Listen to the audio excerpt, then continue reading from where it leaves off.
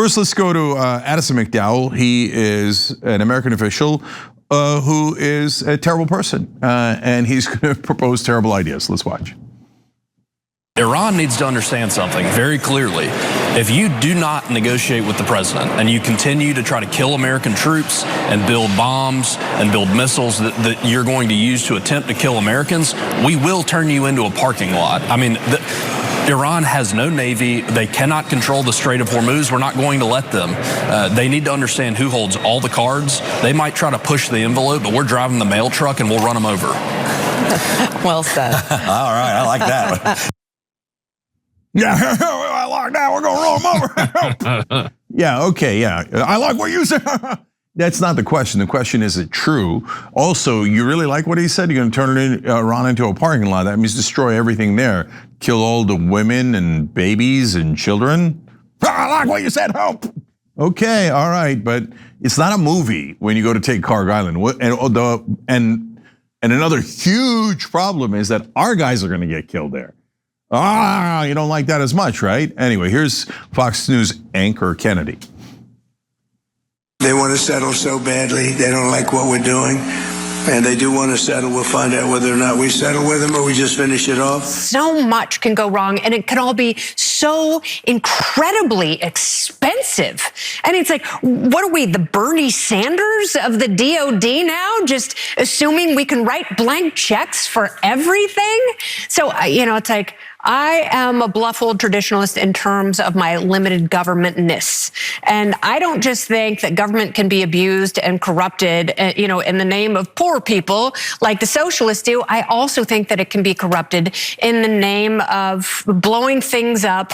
Unfortunately, what the president could do is blow up his own legacy with these good intentions. I believe he's in charge. I believe he has good intentions, but we don't even know who we're dealing with. When the president says Iran is coming to the table, who is he talking about exactly? Like someone who will be dead very soon? Someone who hates the Ayatollah and wishes they were in charge and should be? And maybe like Jaylen Brown has a PhD? Like who exactly are we dealing with? He's talking about the people that he's negotiating with.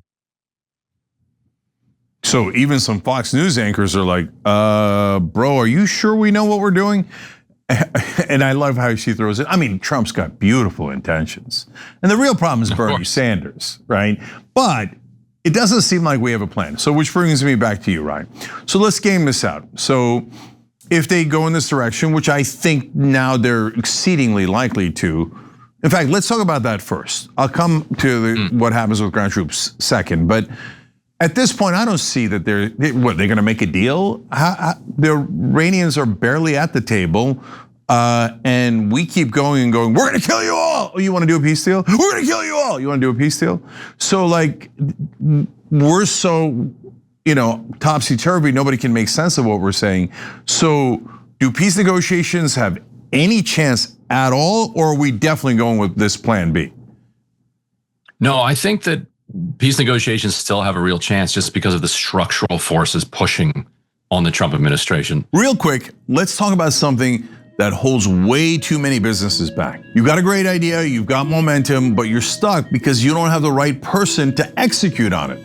And hiring, full-time recruiting takes weeks you don't have. Here's a tip, you don't have to do it all yourself. Upwork is a one-stop platform to find, hire, and pay expert freelancers across web and software development, data and analytics, marketing, business operations, and more. Upwork helps grow your business by giving you fast access to specialized talent across more than 125 categories, so you can fill skill gaps, launch projects faster, and scale support up or down without committing to full-time headcount. You can browse profiles, review past work, and get help scoping the role so you can hire with confidence and get started quickly. With Business Plus, you can access the top 1% of talent on Upwork, and with AI-powered shortlisting, you'll get matched to the right freelancer in under 6 hours. No endless searching required. Upwork also cuts down operational hassle by handling things like contracts and payments in one place, so you can spend more time running the business. Thousands of growing businesses already trust Upwork to hire flexible, high-quality freelance talent for everything from one-off projects to ongoing support. It's free to sign up, and posting a job is easy. Visit Upwork.com right now and post your job for free. That's Upwork.com to connect with top talent ready to help your business grow.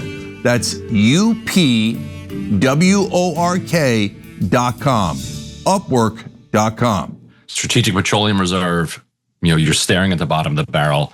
Inventories around the world are way down. They need to get oil back into the global economy, and the Iranians are saying that the Houthis, the Ansar Allah, are going to close the Bab el-Mandab Strait if their kind of electrical infrastructure is attacked in Iran. If you close both the Red Sea and the Persian Gulf, that takes a cataclysmic economic collapse coming in September that moves it up even closer. Either way, the U.S. and kind of the Western governments don't have the room that they need to push Iran any further. So that's why I think that they actually will have to reach a deal, not because they want to, but because they're going to have to. And putting troops on Karg Island while Iran still has the capacity to launch drones at Karg Island, like, what are the troops going to do there? We saw the Israelis in southern Lebanon getting hit with these $50 drones that Hezbollah was throwing at them. Iran has much more sophisticated drones, and if they're just blasting Karg Island, any troops there are just going to be complete sitting ducks. It's just not a realistic scenario. Yeah, so I tend to think that the Karg Island thing's a bluff, that they're going to go and try to put ground troops around the Strait of Hormuz and try to control the strait, and they keep talking about it up there too, though. No, of course they'll get hit there too. So that's not going to help that much. But why the Navy's not going in and out of the strait? Yeah. So I think that's kind of a head fake, but it doesn't matter really, because wherever you land your ground troops, you're going to have massive problems with the drones, the mines, that actually being on the ground and exposed to guerrilla warfare, etc. So I diverge from you. I don't think that we're going to get to any kind of peace deal, not in the beginning at all. I think Trump, to your earlier point, is going to go, I don't know, all right, let me try this. And one of the things he's going to try is ground troops and bombing them more. Everything he's saying right now, Ryan, indicates that he's frustrated, which he always is, and he wants to lash out. And that's what children do. And he's always had the temperament of a spoiled child, right? So he thinks, and the more he says these over-the-top stupid things, I think the more he gets himself to believe it. Oh, they're almost done. They're almost about to surrender. We have them. So I think he and Netanyahu are going to talk himself into attacking more. And then it's going to go very disastrously. And then when it does, and then I'm curious, what you think happens, like how bad can it go for our troops?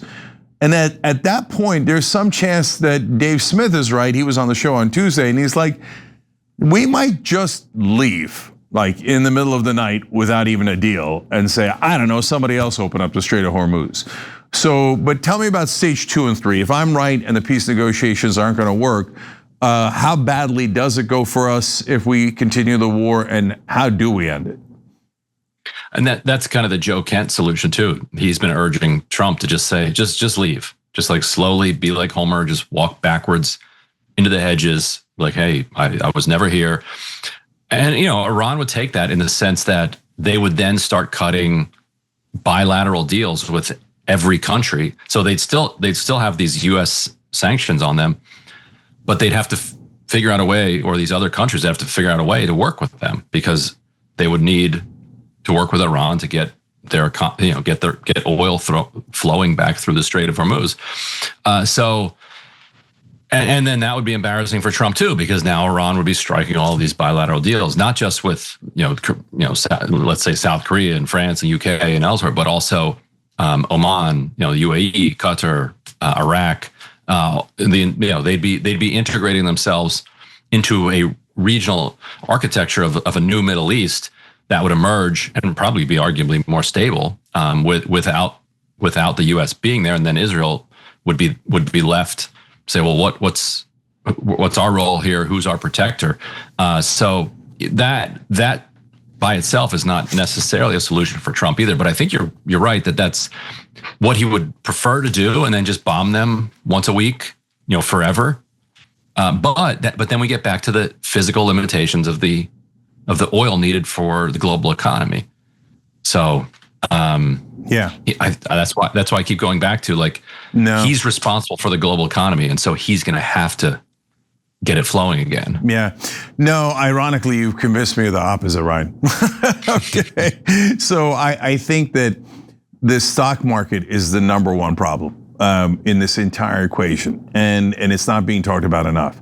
Since those lunatics on Wall Street keep buying, and the Dow is over 52,000, and oil is relatively down, right?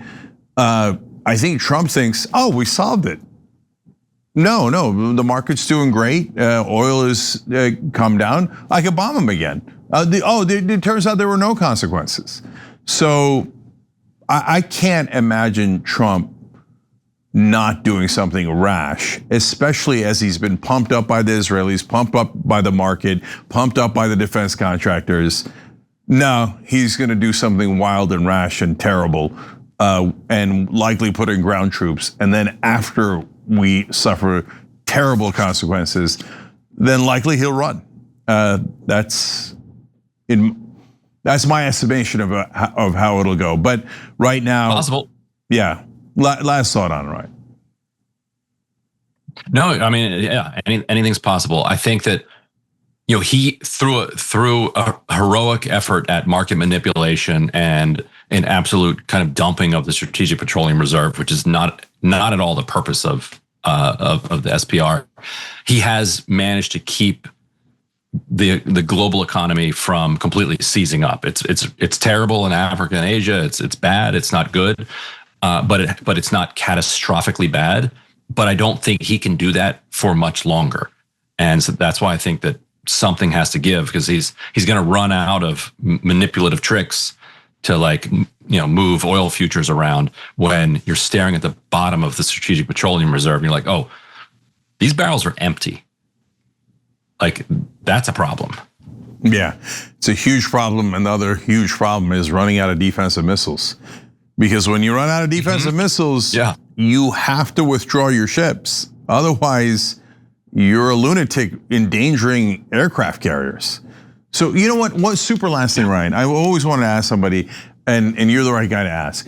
The USS Gerald Ford, and how we found out recently that it turns out there was 200 service members injured on that ship. They said it was a problem in the laundry room, but did Iran hit the Ford, or do you think it really was a problem in the laundry room?